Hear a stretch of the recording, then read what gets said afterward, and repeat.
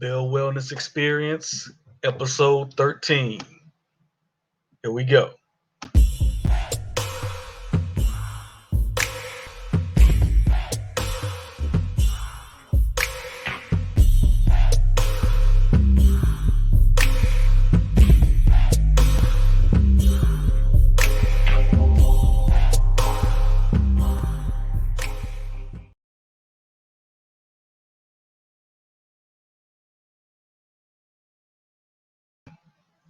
Bill Wellness Experience, episode 13. I'm excited today. I got my guy, Zeno, one of the best physique coaches in the state of Arkansas, also a competitor.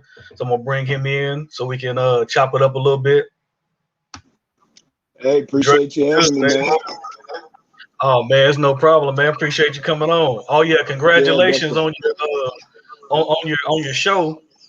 Yeah, man. Yeah, I appreciate that, man. It's been 2.5 years since I stepped on stage, man. So I had to knock some of the Okay. rust off, but it was a good experience for sure. That's what's up, man. I always like to start these podcasts by saying the views expressed are between me and you and don't necessarily reflect your employer. So just throw a little disclaimer out there before we get started. How's everything been, man? Man, everything's been awesome, man. I definitely cannot complain. I will say, enjoying all the doors that are opening right now and embracing the opportunities that's been put before me. I'll tell you that much, man. It's always fun to be stretched, always fun to be challenged. It lets you know you're going in the right direction. So definitely enjoying that. Absolutely, man. When I was bringing you on, I said you was one of the best physique, coaches in this state, man. I really believe that, man. Watching you and watching some of your clients, man. Seeing you from afar, man. You somebody in the game I'm looking up to, man. So I appreciate you coming on and chatting with me. Yeah, I appreciate it, man. I appreciate it, man. Definitely. Glad you got me here, man. I'm excited to chop it up too, man. Yes, sir. So I wanna start, with something that getting started in the fitness industry, man. It can be a little overwhelming at times. There's a lot of competition, a lot of it's a saturated business, man. A lot of people want to get involved. So how'd you get your start, man, in this business? Man, I started in this business. It's funny, man. And I started in this business over 15 years ago. So when I first came to UCA, graduate of UCA, University of Central Arkansas. When I first moved to Conway, one of my first jobs was at Extreme Fitness. And back then, Extreme Fitness is now 365, right? Okay. So, I started there back 15 years ago. I was working the front desk.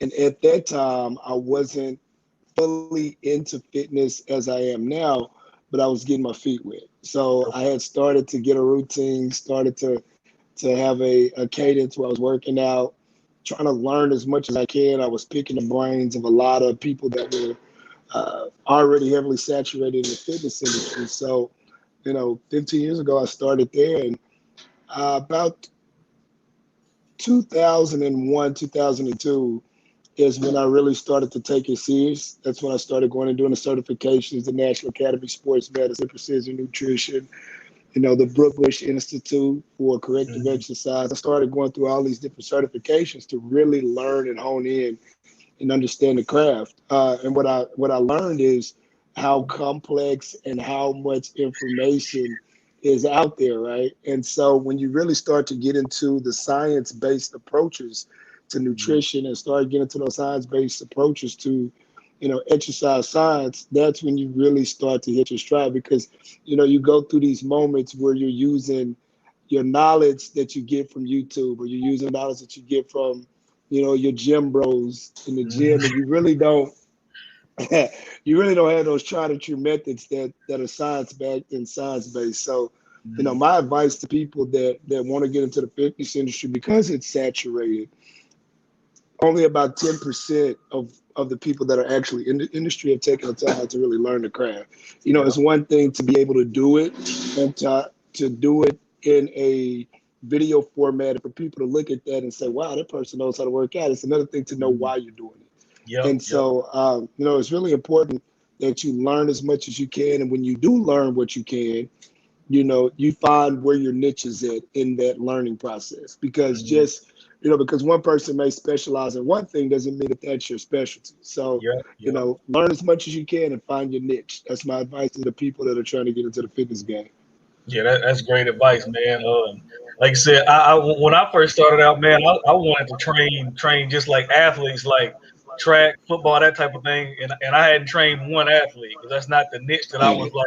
That it's funny how you would get into it thinking you're gonna do something, you do Yeah. something totally different, man. It's wild. Yeah, man, it's crazy. I mean, I remember doing boot camps, like me and two other guys. Shout out to, you know, uh, Paul Weber. I started back with him back. We first started together, and Artie Lovelace, and we started a company called Fitness CRT. And man, we did boot camps all over. Like we were in Mhm. Little Rock doing boot camps at gyms. We were at parks doing boot camps, and I thought boot camps were the thing, Yeah, right? yeah, And so, that was my thing. I was doing these boot camps, and man, what I learned was, people need time and attention. And so for me, I'm a very detail oriented person when it Mhm. comes to my training approach. And so I can't give that time and attention to 25 people in a boot camp, Yeah, yeah, and so, I transitioned away from boot camps, and that's when I started getting into more the one-on-one online training aspect where I could Mhm. really cater and customize a program to an individual person. And that's where I Yeah, started finding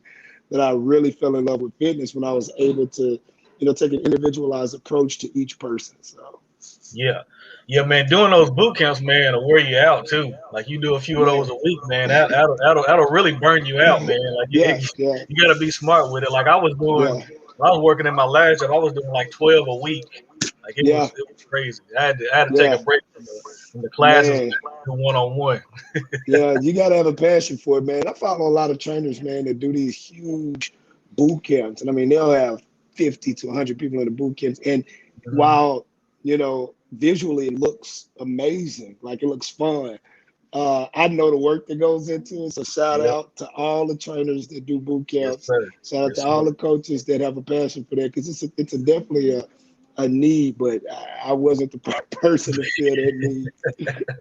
So going piggybacking a little bit off that, like what challenges like did you have early on in your career, like as a young trainer? Because we all have them, whether it's like communication or whether it's just like clients leaving you and you never hearing from them again. Like, what are some of the challenges you faced early on?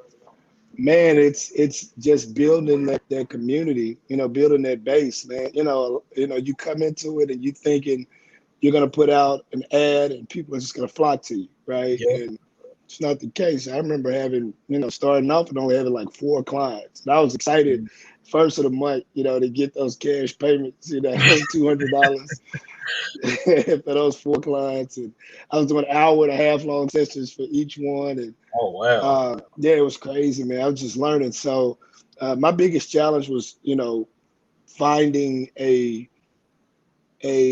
sustainable market approach, right? A sustainable business model was the Hmm. hardest part for me, like understanding business in conjunction with fitness. Those are two different Yeah. things. So, I had to, invest in CRM tools. I had to invest in IT software in order to manage each individual client, making sure that I had that sort of cadence building up into it, because you start off and you're gonna always get clients that feel like you should handhold them, and you're always Oh gonna yeah. get clients that will blame you for their results. I haven't heard Hmm. from you, or or I didn't get this result and that result, and learning how to really communicate that on the front end. Like, look, this is how it works.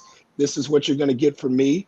And in order for this to work, we have to have a relationship. You have to be proactive Hmm. with me in order for us to have a great working relationship. If something's not working, then you have to be able to tell me that. So, Yep. starting off, those pain points, learning how to do business, learning how to create a business model that was sustainable, and then learning how to have effective communication with each one of my clients. Hmm. That's interesting, man, that you bring that up because I've been sort of like split 50-50 over the last couple of years with online clients and in-person clients. And one thing a lot of online clients will do, they'll get into online because they think it'll be not necessarily easier, but they can structure it to their time. But then they'll also think like they're supposed to meet with you in person. And it's like, no, like it clearly says, like this is online. This is something, we build the program for you, but you have to do it on your own. Check in with us. There's not gonna be any like one-on-one session. You know what I mean? Have you ever Right. had that sort of issue? Oh man, all the time, man. It's people, you have to be honest with yourself. And I tell people that be honest with yourself, because if you can't be honest with yourself, you're not going to get the results that you want. Yep. When you're filling out a questionnaire and I'm asking you a simple question like, what's your activity level? Don't say 5 on a 1 to 5. Yeah. Yeah.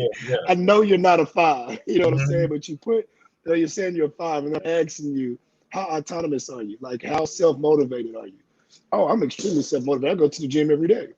Are you are you being honest with me, or have you had some good weeks and some bad weeks? Like, Hmm. let's just, and so they get into the online program and then they lose motivation because they expectation is that, man, I hadn't heard from him. He sent me everything I needed, but where's he at? And that's Yep. why, again, it goes back to the communication. Tell them up front, I only take on a certain amount of personal training clients that are one-on-one clients. After that, everybody else is an online client. If you Yep. don't have an athlete mentality, if you're not comfortable with being uncomfortable, and if you're not self-motivated to do things by yourself, Hmm. then online is not for you. You got to Yep. have that ability to go and work out by yourself, because a lot of people will pay for an online program and then they'll call their friends and they'll have their friends come to the gym with them or come meet them to try to do this program with them. But that person did not invest Yep. into the program. So what happens is they don't have anything to lose. They can just stop showing up. It doesn't matter to them. Yep. And now you are drawing all of your energy, you are drawing all of your motivation from the individual that you invited. Now that person is going to you by yourself. So you got to be comfortable being by yourself, Hmm. because at the end of the day, it's a lifestyle change that affects your lifestyle, not everybody Yep. else's lifestyle. So And I've seen that too with because I have a few like general programs, but most of my programs are tailor made to the client, and they'll do that thing. They'll like get that tailor made program, go to the gym, but the person they bring to the gym with them has a totally different goal, totally different even body type. So whatever workouts they're doing is not necessarily working for the person they yeah, bring with them, and that don't get them what they the results they need necessarily. exactly. Yeah, customization is huge. I don't think people realize what goes into customization. Body Oh, we types. spend a lot of time on it, man. Yeah, body types, activity level, even your day-to-day job requires a Hmm. certain level of customization. How much sleep you get? Do you have kids? Do you have, there's so much that goes into customizing a program, and people think that, it's all about macros. That's all they Yep. think. People think in terms of macros. Oh, so what Yep. are my macros going to be? It's not just about that. It's about Yep. energy expenditure, right? And so it's about energy intake, energy output. Now, it's a lot that goes into it. So if you're getting a customized program from a coach, and you're doing an online program and it's for you, that is your intellectual property. Don't share Yep. your stuff Mhm. and you give it to your friends and cousins. Oh, I got this awesome program, because look, at the end of the day, that is yours. That belongs Yep. to you. It was created for you. And you gotta treat that like it's a valuable resource. Yep. Absolutely. So shifting gears a little bit, how did you because the competition world is like a completely different world than like regular fitness or regular training. It's just like a different world. So how did you decide you want to actually compete yourself? Man, so now she's a really good friend of mine. Shout out to Ginger Root. You can follow on Instagram, I am Groot, but she's a really, really awesome person. And she approached me one day in the gym, and I was just working out as I normally do. And she said, "Hey, you should compete." Simple as that. Yeah. Nothing, hey, no bells and whistles. And so she introduced me to who I call right now a great friend and a great mentor of mine, like a brother to me, a guy named Eric Hanna. And so we connected, and I did a couple shows. And when I saw what went into it, I was like, man, this is really what I do anyway. I've been training for over 15 years, and this was about 6 7 years ago. And so one of my first clients that approached me as I'm doing this competition was Philip Fletcher. I think he was on here, Dr. Fletcher, Okay. and a girl named Jocelyn. And so they were my first two bodybuilding clients. And they approached me. I was like, Mhm. hey, I'm seeing you getting ready for a show. Would you coach us? I was like, yeah, why not? I mean, I have nothing to lose. Yeah. So, Yeah. you know, Jocelyn, first show, she goes pro. right? I was like, Right. wow, she went pro her first show. It's crazy. And so then, fast forward, I recruited a couple more girls and we did a show in Arkansas. I mean, destroyed it, killed it. I mean, those girls went on a run and they Hmm. were just, I was like, man, maybe I got a niche for this. And so, from there, as I'm recruiting and I'm getting people together and I'm getting all these different athletes together, next thing I'm having a lot of success in it. And so, I think it was just a God given thing. Hmm. I always pray that, God will, enlarge my territory. I think that's a really important prayer. A lot of people are Absolutely. scared to pray for those type of things. And so when I ask those questions, I feel like oftentimes I get thrust into these really foreign environments. And I'm like, oh, Hmm. okay. But with his wisdom and his knowledge, it's like this divine knowledge that comes to Yep, me, yep. the next thing you know, I'm starting to see success. And so that's really how I got thrown into it, man. I was already in that headed towards that path because I do the training and nutrition. And it was really Hmm. just learning what separates a transformational client from a competitor. And once I learned that little bitty difference, it was ball was rolling from there, man. So That's what's up, man. That's cool. So you just that's a great segue. So how is like coaching like competitors different than coaching? I'll say non-competitors or just like regular people that just want to get in shape. How is that different? man, the biggest difference and the easiest way that I like to describe it is that what you do for a non-competitor is something that you have to teach them how to do these things for the rest of their life. Hmm. With a competitor, you got to get them to lock in for 8 to 12, 16 weeks and just do the same thing over and over. Yep, That's yep. it. Nothing different. And that sort of mental fortitude and that sort of mental toughness is what separates competitors from transformational clients. That's it. Hmm. With a transformational client, you give them a lot of it's flexible dieting, right? Yeah, yeah. It's you have to be diet agnostic. So you can give them anything. You can give them keto, you can do Mediterranean, you can do paleo, you can do different diets with transformational clients, right? When you're dealing with a competitor, whole foods, it's Yep, very yep. strict dieting, and it's timing. Everything's about timing with a competitor because nobody's gonna walk around at 5 and 6%, 4% body fat for weeks on end. Right. So your timing, the timing is okay, we gotta make these tweaks, we gotta make these changes in order for you to peak properly so you can get on stage. Hmm. Absolutely. So so you do a lot of different things, but one of the things that that when I think about you, I think of your kettlenomics and stuff Mhm. like that. So what exactly? So tell the people exactly what kettlenomics is. Man, kettlenomics is just functional training, man. It teaches people how to move their bodies the way their bodies are supposed to be moved. It teaches you the four basic movement patterns: squat, hinge, push, pull. And we Hmm. do it with a kettlebell because kettlebells were used to train military personnel in Russia, right? The Russian kettlebell.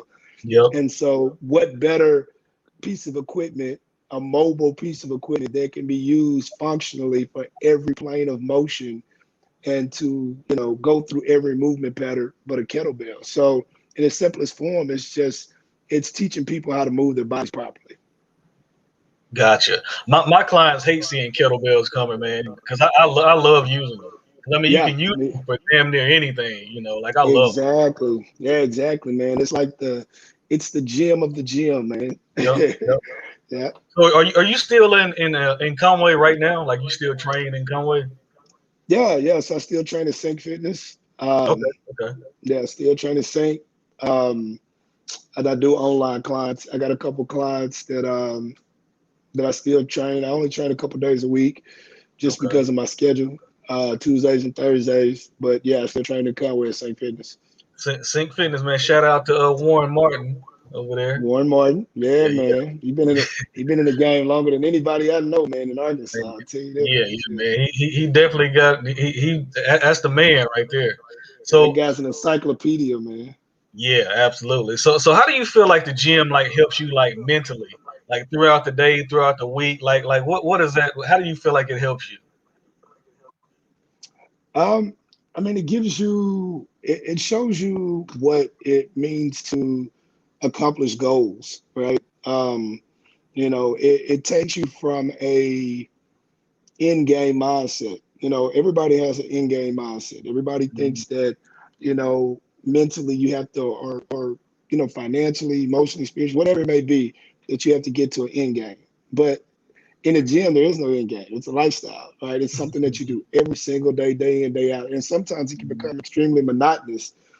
And so the mental aspect of it requires you to take your mind places that you normally wouldn't go because of life and the world being so macro focused, so busy that the gym it should be your sacred place, right? It's Yeah, a place to listen to your podcast. You can listen to sermons, you can listen to music, whatever it is. You put that in, and you put a time up. How long you're gonna spend in there. You just work, and so yeah, it prepares you for the things that you can't control. I always say you can control some things in life, but there are a lot of things in life you can't control. You can control getting up and going to the and you can control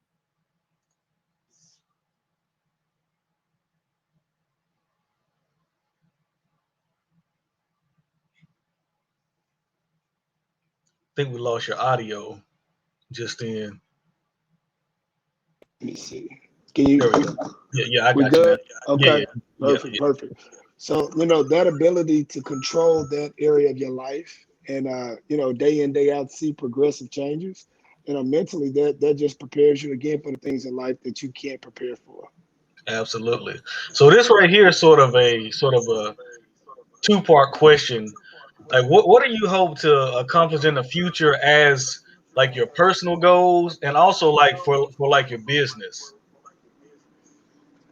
Uh, for my business, eventually I want to establish, maybe a brick and mortar location that serves as a hub for people to not only, you know, make changes physically, but also make changes mentally and emotionally.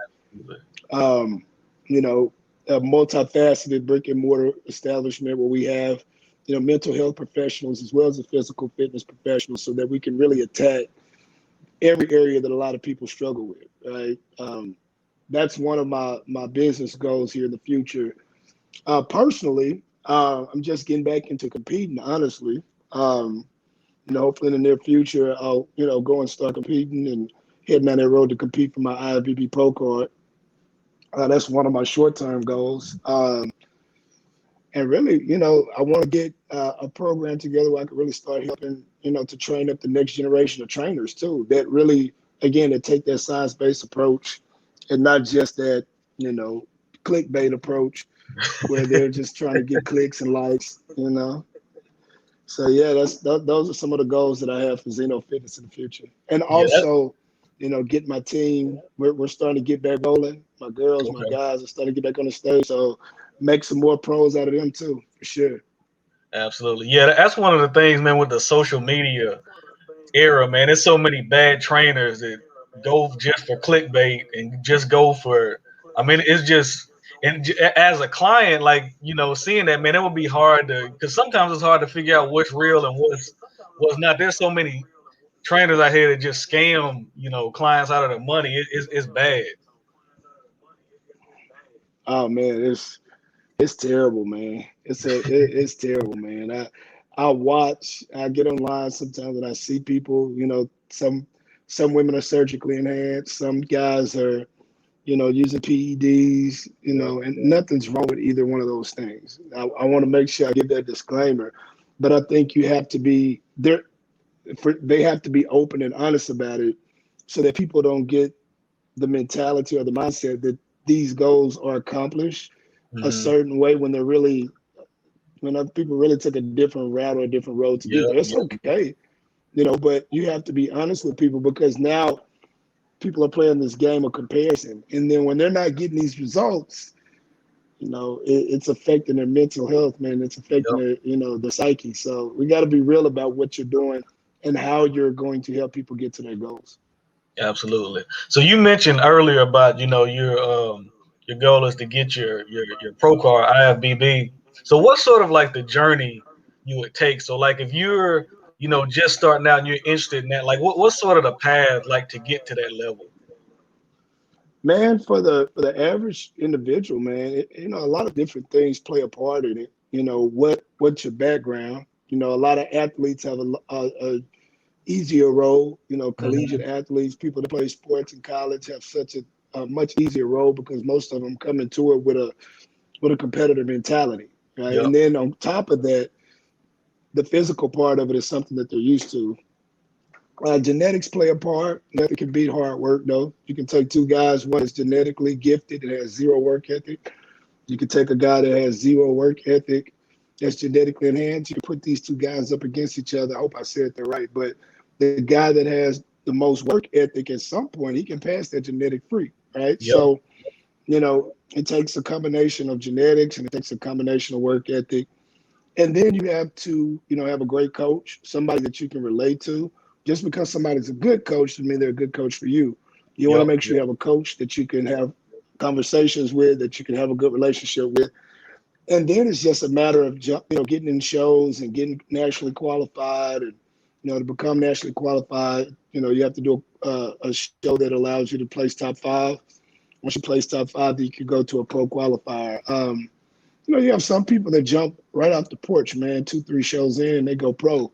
You got Yep. some people that's been at it 5, 6 years, that's been Yep. chasing pro cards for years, and they still hadn't been able to get over the hump. So it's really different strokes for different folks. It just depends on, your background, your genetics, and what type of effort you put into competing year over year. Yeah, I think I saw Greg Jennings used to be a receiver for the Packers. He started training, and he's going for his he wants to Yeah, get his pro card eventually. But he already was like I seen yeah. him on season. I mean, his lats was like I think it was his first show, and his lats were already like popping. It was crazy, Yeah, I mean, man. you get a guy, in a NFL player, man. Come on, man. Yeah, Like, yeah, yeah, his life has been nothing but training, man. So he yeah. got mature muscle. He's got, good, you know, that old muscle. I like to call it leather muscle. That muscle Yep. that look like somebody carved it out of something and stuck it on you, right? Yep, So, yep, yep. For sure, man, for sure. So what's like when you're in season and training? So break down a little bit of like your training regimen when it comes to like diet and exercise. for me, man, I like to stay ready year round, man. Okay. I normally only stay about 4 weeks out all Okay. the time. And it's not because I'm in a competitive mindset, it's because I'm in a lifestyle mindset. Like Yeah, yeah. I like the ability to stay I just like to stay in shape. Like that's Hmm. just my thing. So it doesn't change much. The only thing that changes is I go from maintenance level to deficit. That's really Okay. it. I don't do the big dirty bulking and all that stuff, man. I'll eat a surplus until I get to maintenance, Hmm. whatever that looks like, whatever my body starts to reach that point of homeostasis and it starts to be a constant state, that's typically where I'll stop. And I'll track those particular calories to that point, and then I'll stay there. Like I don't go up, I don't go down. And then when it's time to get ready for a show, I'll start to scale back, and go into a deficit. But I also have a coach too. I want to throw Yeah. that out there too. So, I don't do things on my own. I have a posing coach. I have a coach that trains me for shows too. So he'll send me something. We'll put a game plan together. We'll pick a couple shows. He normally won't put me on anything until like I'm 8 weeks out as far as a diet because I get Hmm. ready quick. He'll be like, man, you get ready too quick, man. So 8 weeks out, he'll throw me something and we'll start getting ready.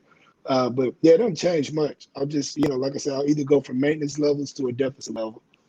Is there anything specific like once you get like 8 weeks out, you like cut out whether that be like sugar or salt or like alcohol or anything Yeah, like that? yeah, yeah.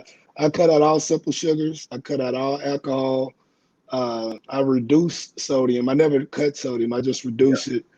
And I try to increase my sleep levels. I try to get a minimum of 8 hours at that time.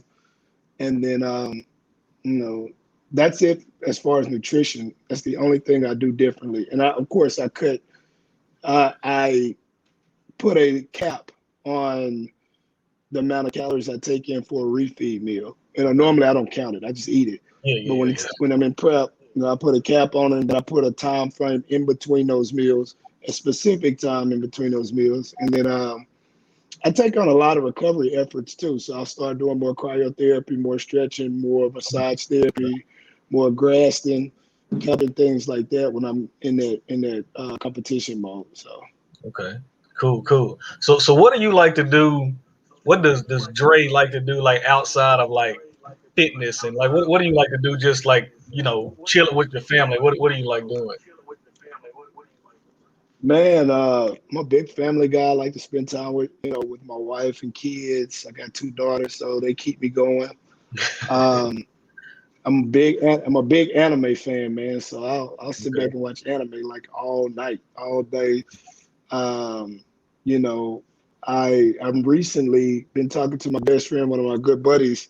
We've been trying to get into golf a little bit, so that's something I'm gonna start picking up. Okay. Um, really big into a lot of philanthropy. I try to help my mom out and stuff. She's a pastor down in Fordyce, Okay. so stuff like that. Yeah. You into any comic stuff, any Marvel, any DC, anything like that? Oh man, I love Marvel, love DC. Yeah, so Marvel has the movie game live action in a chokehold. From the Mm-hmm. TV shows to the movies, I mean, Yep. it's been hit after hit. DC has the animated series, the Yeah. animated movie game in a chokehold. Like they drop heat, you know. So uh, my favorite comic book character of all time is Batman, just because he's a strategist. He always one step Yeah. ahead of the game, Yep. and Yep. uh, those are probably Batman, Black Panther. A lot of people don't know about Blue Marvel. He's Yeah. another Yeah. cat that I really enjoy. So yeah, I like both DC and Marvel, but um, like I said, man, the DC has that grittiness too, right? They have Yeah. really Yeah. good storylines. Like a lot of people don't realize it because they suck at movies so far. Like Mm-hmm. make terrible movies, like live live action movies. But yeah, DC got some really good, compelling storylines, man. I really like I DC. was They're I was way more into DC until probably like 2007. And then mhm. I got on Marvel. And I mean, I like both of them, don't get me wrong, but man, I love the MCU. Oh, the MCU is hey, the MCU is the truth, man. I like some of my favorite stories have come from DC though, like the Killing Joke, the Court of Owls, all those Yeah, different little, yeah, and yeah, of yeah. course those are Batman, but they're really good story arcs. So um, yeah, I probably rock with DC mostly with the comic book game. Like I said, the live action movie Marvel killing it. Yeah. Batman is one of my favorite characters simply for the fact, like you said, he is a strategist. And he's sometimes a lot of times he takes his ego out of it. Like Yeah, he'll get out yeah. the way a lot of times. Yeah, he will. He will. Like he's. I'm telling that dude always one step ahead of the game, man. Yep. I was like, okay, what? Anytime something going down, I'm like, Batman already knew it was going to happen. I wonder Yep. what kind of plan he got in place, right? That's the difference between him and Tony Stark. See, Tony Stark ego is too big. He think he know everything. Yes. Yeah, man. That was evident when he revealed himself, right? When he told the world who he was. You know what I'm saying? Yep, That man yep, knows the risks that's involved in that, right? You yep, can't you yep. can't let everybody know. You can't tell your alias. Have you had a chance to check out that new Justice League, the Zack Snyder version? Yeah, it was much better than the original. Absolutely. I don't like how they did Flash. I think Flash was sort of that's not the Flash I know. And Flash is a Mhm. really good character. And I think Yeah, that yeah, yeah, sort of goofy, quirky Flash. I mean, obviously he's a jerk. We yeah, know yeah, that if you know anything about Flash, but he wasn't weird and quirky. I didn't like that. yeah. Um, I don't know if I really cared for emo Cyborg. I get it. He's sad, but he was like too sad. Yeah, yeah, It was okay. It was cool. I yeah, think yeah, what I liked most about it was the action. I didn't like the character development. yeah, yeah. I really enjoyed how they in this version. I enjoyed how Steppenwolf came in, but Steppenwolf at the end, like you knew he wasn't the guy. because in that first Justice League, it was Oh like, yeah. okay, where did this guy come from? And he killing everybody. But then, like, you knew this dude, Dark Side, runs stuff. How it really is. Oh yeah. Oh yeah. Yeah. It was kind of like that. What was the movie where they did? I mean, it was Thanos, and what was the guy that came first? He had the hammer. I cannot think Uh, of his name. it was Ronan, Um, Ronan the Accuser.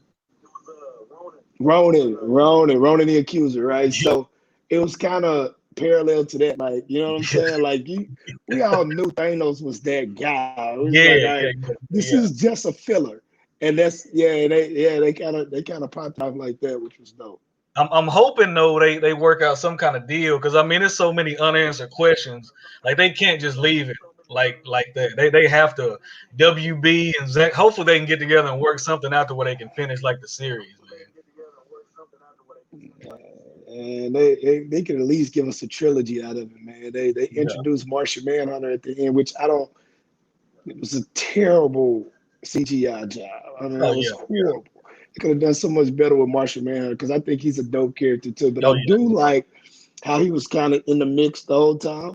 Like he had already been on Earth. I thought that was cool. So now we got Mhm. to expand on it, right? We got to Yeah. Yeah. Yeah. dig Yeah. deep into that. But I don't know, man. They may try to do a reboot or something, man. This new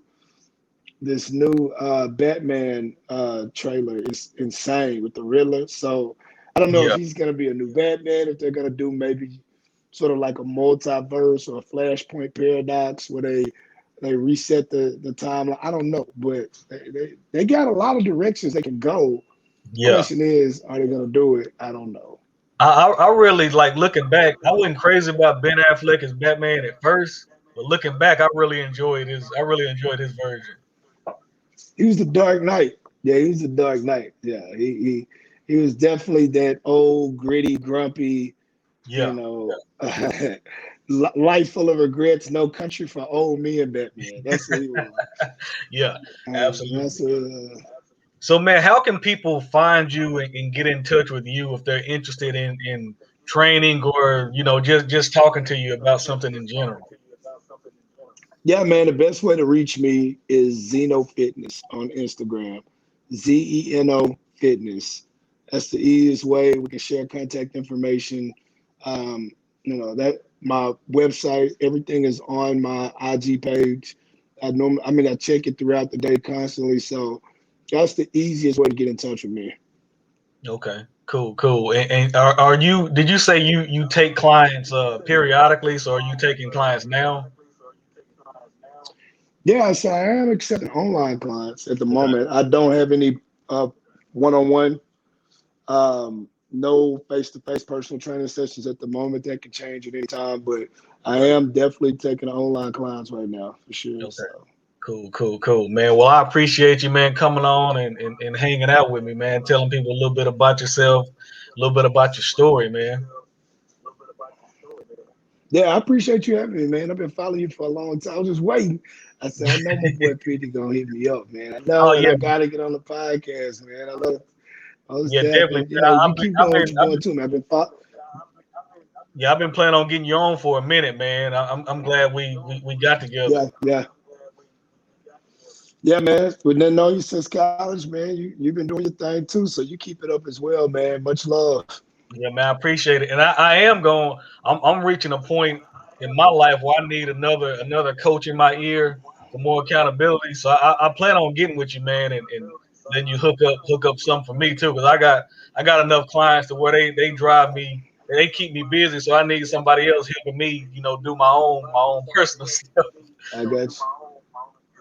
Look, man, when you get to a point, I always tell people, you get to a point where you're not learning or you don't have somebody in your ear that's pushing you, then you're headed for an unsuccessful path, man. You got to have somebody in Absolutely. your ear at all times, man. So I definitely, I'd be honored, man. Just hit me up.